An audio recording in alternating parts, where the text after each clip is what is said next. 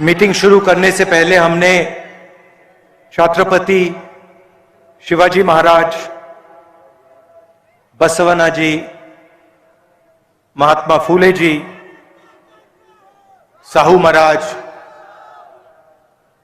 और हमारे जो महापुरुष हैं उनका फूलों से आदर किया।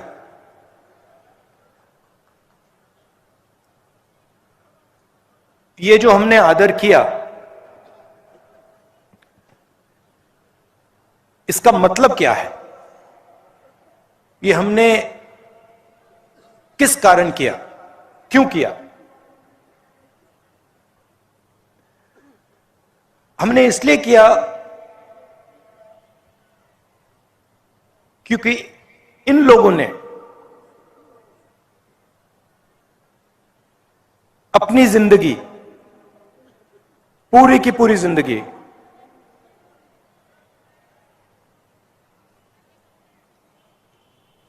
तपस्या तपस्या तपस्या की। इन्होंने और कुछ काम ही नहीं किया। और जब इन्होंने तपस्या की, इनके दिल में जो थोड़ा सा अहंकार था, उस तपस्या ने उस अहंकार को मिटा दिया, खत्म कर दिया, समाप्त कर दिया। और फिर इन महापुरुषों और जनता का जो रिश्ता था,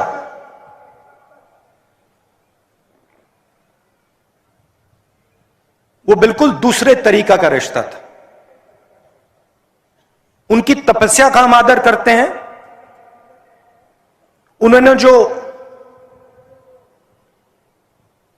दिल से अहंकार मिटाया, उसका हम आदर करते हैं। और जो इनका रिश्ता था हिंदुस्तान के लोगों से, उसका हम आदर करते हैं। इसीलिए आज हमने इनके सामने हाथ जोड़े, इसीलिए आज हमने इनके सामने फूल रखे। ये देश तपस्या का देश है। अब देखिए,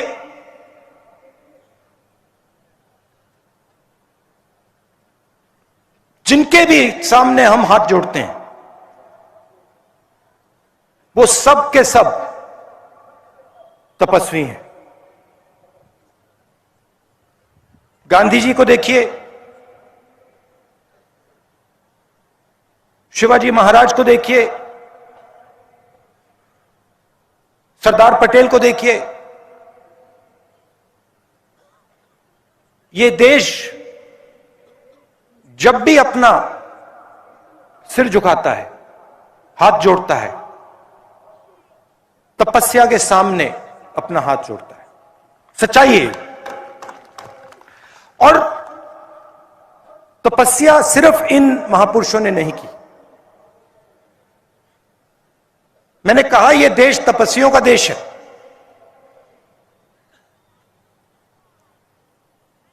इस देश के किसान भी तपस्या करते हैं, दिन भर तपस्या करते हैं। इस देश का मजदूर तपस्या करता है। इस देश का छोटा व्यापारी तपस्या करता है। मगर आज इस देश में उसको तपस्या का फल नहीं मिलता। वो मर जाए, पिस जाए, 24 घंटा काम करे, उसे तपस्या का फल नहीं मिलता। पूरा का पूरा फायदा जो किसानों को मिलना चाहिए,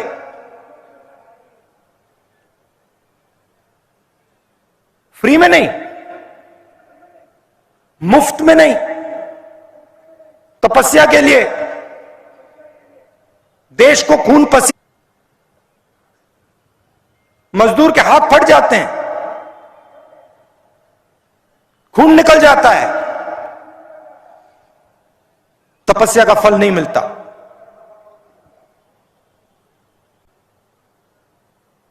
नरेंद्र मोदी जी ने कुछ साल पहले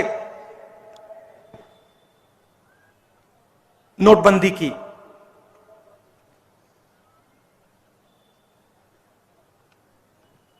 आठ बजे रात को कहा,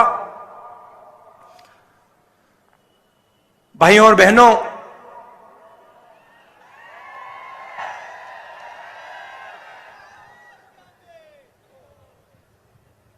भाइयों और बहनों, मैं 500 रुपए, 1000 रुपए का नोट रद्द कर रहा हूं।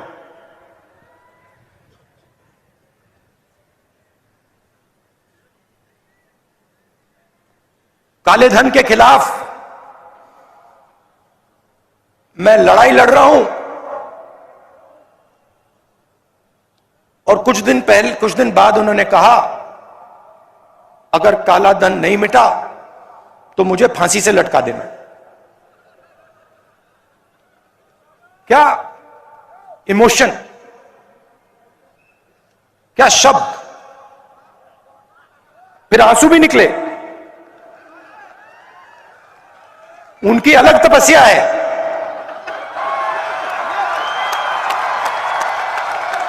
तपस्या है मगर अलग है। वो तो आपको दिखता है आंसू वाली। खैर, नोटबंदी की, गलत जीएसटी लागू की, 5 अलग अलग टैक्स,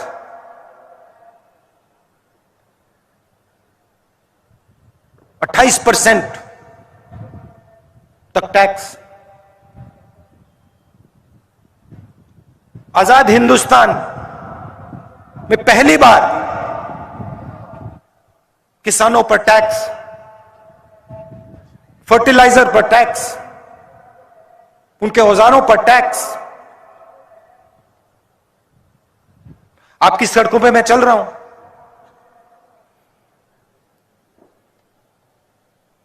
लोग कहते हैं 3500 किलोमीटर चल रहे हैं।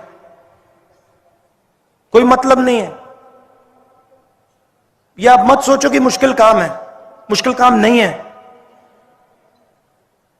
आसान काम है। आप यात्रियों से पूछ लो, बैठे हैं वहां पे, बताओ भाई आसान है मुश्किल है? आसान है मुश्किल है? आसान है। आसान क्यों है? हम नहीं चल रहे, हम अपनी शक्ति का प्रयोग नहीं कर रहे हैं। आपका प्यार, आपकी शक्ति हमें आगे धकेल रही है।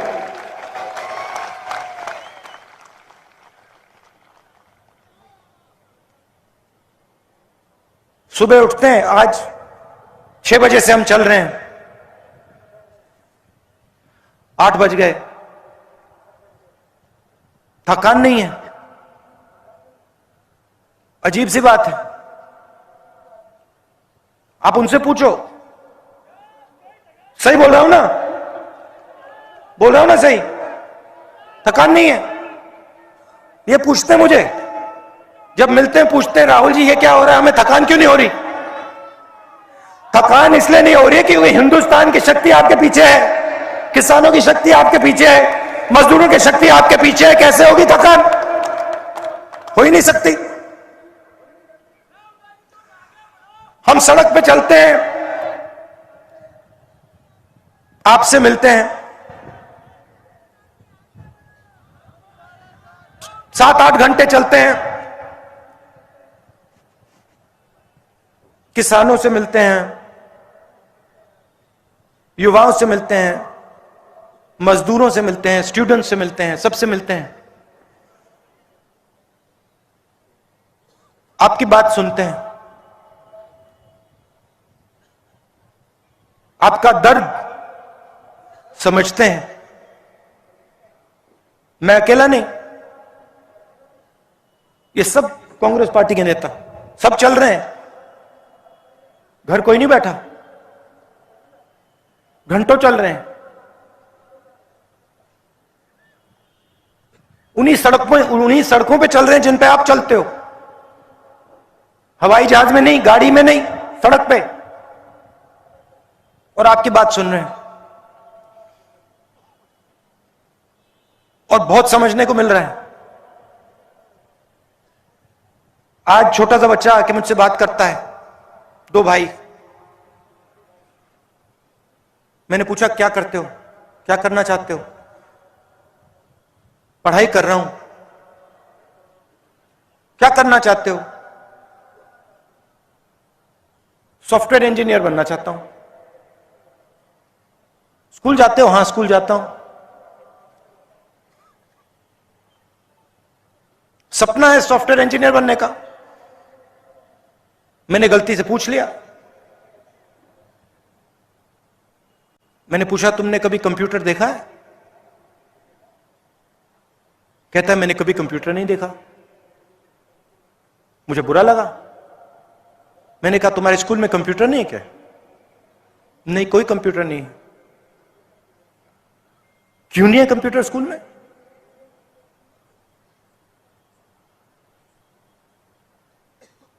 क्योंकि हिंदुस्तान का पूरा धन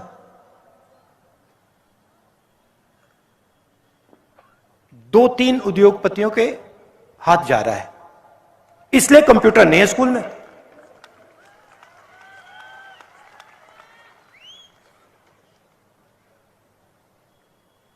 और वही बात किसान के साथ एमएसपी नहीं मिलती। क्यों नहीं मिलती? कर्जा माफ नहीं होता। क्यों नहीं होता? मजदूर भी वही कहता है मनरेगा का पैसा नहीं मिलता, काम नहीं मिलता। क्यों नहीं मिलता? भाई और बहनों, पैसे की कोई कमी नहीं है इस देश में। पैसे की कोई कमी नहीं है।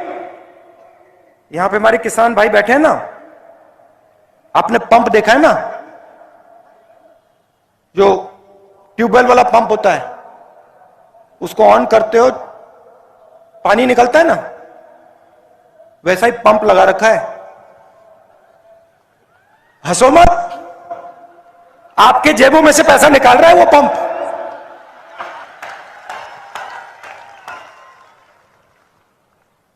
उधर बटन दबता है, दिल्ली में, बंबई में, मुंबई में बटन दबता है, पंप चालू होता है, किसानों के जेब में से पैसा निकलता है, मजदूरों के जेब में से पैसा निकलता है। नोटबंदी की, जीएसटी लागू की, आप किसी भी छोटे व्यापारी से पूछ लो, किसी भी स्मॉल और मीडियम बिजनेस वाले से पूछ लो। आज मेरे साथ चले, मैंने पूछा भैया बात बताओ, नोटबंदी से पहले आप कितने लोगों को रोजगार देते थे? कहता है 300। मैंने कहा नोटबंदी और जीएसटी के बाद आप कितने लोगों को रोजगार देते हो? कहता है 50। मैंने कहा वो जो 250 लोग थे उनका क्या हुआ? कहता मुझे नहीं मालूम।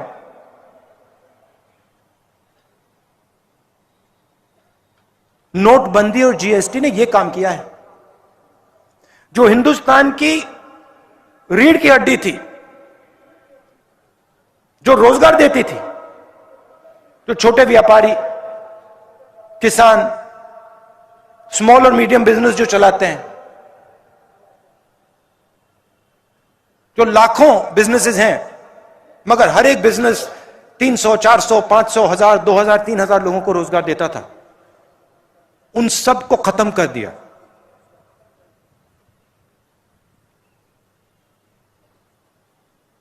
खत्म।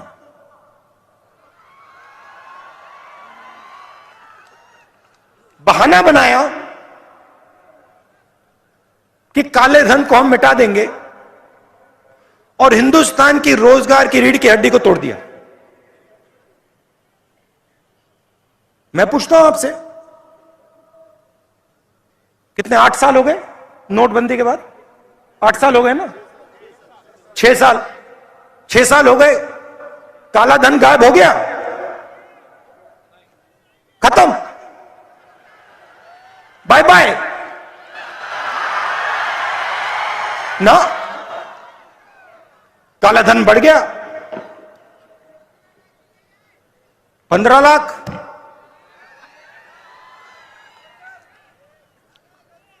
हाँ,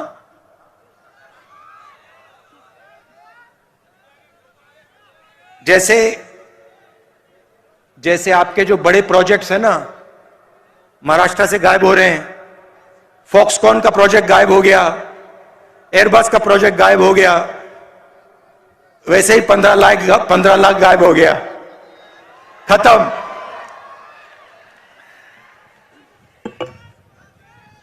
और ये जो इनकी पॉलिसीज हैं, इससे डर फैलता है। आप किसान को एमएसपी ना दो, किसान का कर्जा माफ मत करो,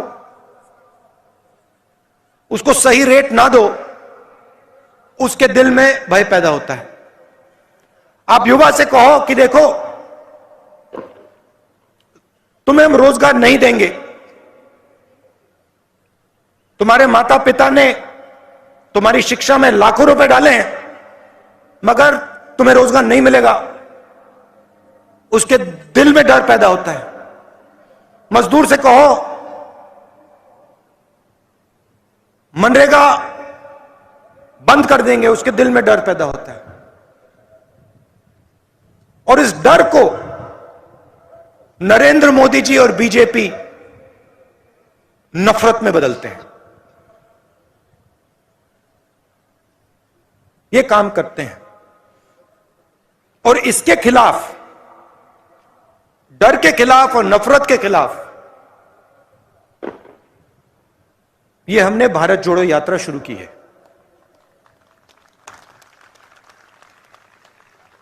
कन्याकुमारी से श्रीनगर तक 3600 किलोमीटर पैदल। और आप पूछ लो, बहुत मजा आ रहा है सबको, कुछ कष्ट नहीं हो रहा। आपसे मिल रहे हैं, आपसे सीख रहे हैं, बहुत मजा आ रहा है। और इस यात्रा को कोई शक्ति नहीं रोक सकती। ये जाएगी श्रीनगर, वहां पे तिरंगा फहराएगी।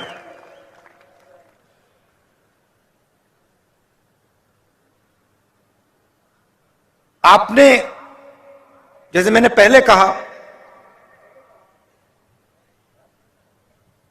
अपनी पूरी की पूरी शक्ति,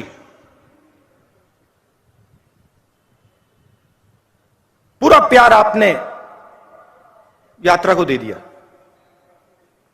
यात्री चल रहे हैं, मगर लाखों लोग हमारे साथ चल रहे हैं। कन्याकुमारी से लाखों लोग इस यात्रा में शामिल हुए हैं और आप हमें शक्ति दे रहे हो, हमारी मदद कर रहे हो। इसके लिए मैं आपको दिल से धन्यवाद करना चाहता हूं।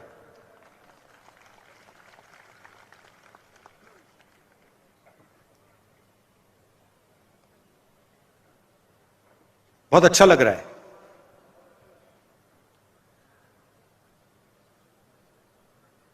बात मेरे दिमाग में आई, पता नहीं कहां से आ गई। बोलूं? शायद नहीं बोलनी चाहिए। बोलूं? थोड़ी कंट्रोवर्शियल हो जाएगी। बोल डालूं? बोल दूं? तो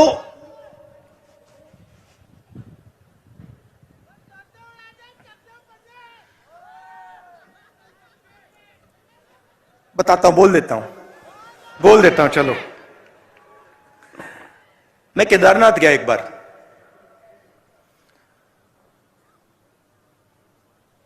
वहां के हमारे चीफ मिनिस्टर थे, उन्होंने मुझे कहा कि देखो, केदारनाथ जाना है। मेरे ऑफिस में आए, उन्होंने कहा केदारनाथ जाना है, तो कह रहे थे मुझे मैंने सुना और पता नहीं मेरे मुंह से बात निकल आई, एकदम बात निकली। उन्होंने मुझे कहा कि देखो आप हेलीकॉप्टर से केदारनाथ जा सकते हो। जैसे ही उन्होंने ये बोला, मैंने कहा मैं हेलीकॉप्टर से केदारनाथ नहीं जाऊंगा। मैं अगर केदारनाथ जाऊंगा तो मैं पैदल जाऊंगा, क्योंकि मैंने सोचा कि अगर मैं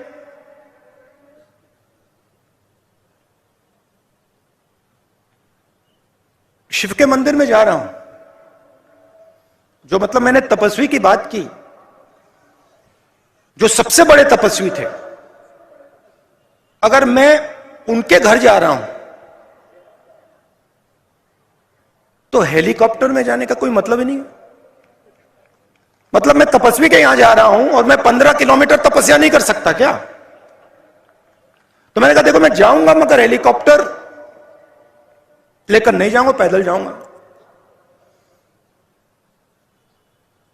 कहते हैं ठीक है। मैं पैदल गया, वहां पे बहुत अच्छा लगा। बड़ी ठंड थी, 16-17 किलोमीटर है, मतलब पता लगता है कि मतलब केदारनाथ जा रहे हैं, पता लगता है। मैं वहां पहुंचा, वहां पे कोई उद्घाटन था। जैसे मैं मंदिर में घुस रहा था, वहां पे एक आरएसएस के नेता मिले।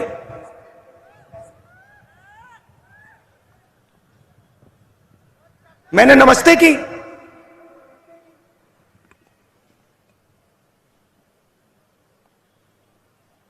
कैसे कहूं, सीधा बोल देता हूं, वजन उनका काफी था, तकरीबन देखो 100 किलो तक था। तो हम अंदर जा रहे थे और उनके पास, उनके साइड में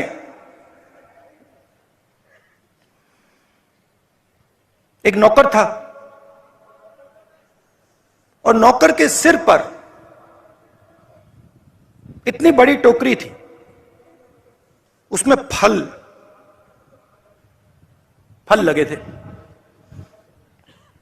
फल थे। मैंने देखा, मैंने कहा सर ये क्या है? कहते हैं ये मैं फल शिव जी के चरणों पे डालने के लिए लाया हूं। एकदम मैंने सोचा आप नहीं लाए हैं, आपका नौकर लाया है।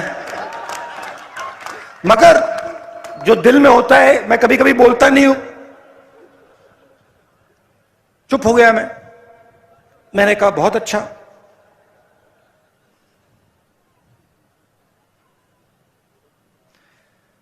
मुझे देखते हैं, कहते हैं आप कब आए? मैंने कहा मैं तो कल रात को आया था। आप कैसे आए? मैं तो चल के आया, 100 किलो का वजन था, तो मैंने बदतमीजी नहीं करनी थी, तो मैंने सवाल नहीं पूछा, मैं चुप हो गया। मगर उन्होंने कहा मैं तो हेलीकॉप्टर से आया। मैंने सोचा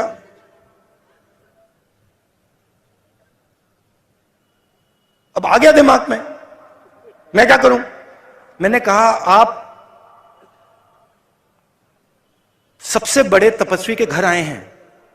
बोला नहीं, आप सबसे बड़े तपस्वी के घर आए हैं, मतलब दुनिया का सबसे बड़ा, और उसके घर आप हेलीकॉप्टर से आए। कुछ नहीं कहा, चुप हो गया। चलिए, हम गए, धक्का मुक्की हुई वहां पे। मुझसे बुजुर्ग थे तो मैंने कहा आप आइए। गए, उन्होंने मतलब हाथ जोड़े, पूजा हुई, मैंने भी हाथ जोड़े, पूजा खत्म हुई, बाहर निकले। मुझे कहते हैं राहुल जी, आपने शिवजी से क्या मांगा?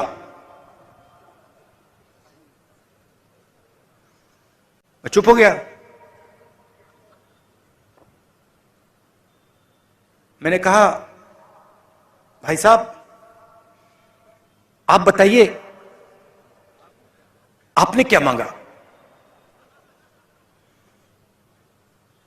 मैंने सोचा पहले उनसे पूछ लेता हूं। मुझे कहते हैं राहुल मैंने सेहत मांगी, सेहत मांगी। 100 किलो का वजन,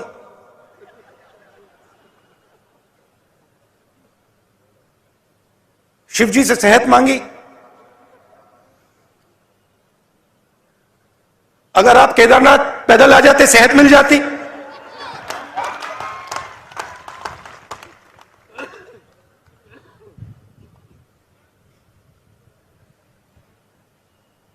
मैंने उसको बताया नहीं। अब मैं आपको बताऊंगा, मगर उसको मैंने नहीं बताया। उसको यह बात शायद समझ ना आती। उनका दूसरा तरीका है, हमारा दूसरा तरीका है। मैंने शिवजी से कुछ नहीं मांगा, कुछ नहीं मांगा। मैं गया, मैंने हाथ जोड़ा और मैंने शिवजी से कहा, शिवजी का धन्यवाद किया कि आपने मुझे रास्ता दिखाया है। यह फर्क है आरएसएस में और कांग्रेस पार्टी में। यह फर्क है गांधी जी में और सावरकर जी में। हम कहते नहीं हैं, हम कर देते हैं।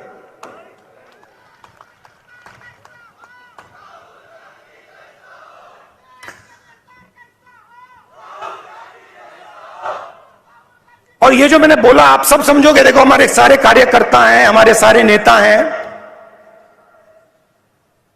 ये आप सब समझ जाओगे। ये जो महापुरुष हैं, शिवाजी महाराज, फूले जी, अंबेडकर जी, गुरु गोविंद सिंह जी, मौलाना आजाद जी, जब हम इनके सामने हाथ जोड़ते हैं, हम इनका धन्यवाद करते हैं। हम इनका इसलिए धन्यवाद करते हैं कि इन्होंने हमें रास्ता दिखाया है, इन्होंने हमें जीने का तरीका दिया है। तो यह मैं आपसे कहना चाहता था। आप सबका बहुत बहुत धन्यवाद। आपने इतना प्यार दिया, इतनी हमारी मदद की। नमस्कार, जय हिंद।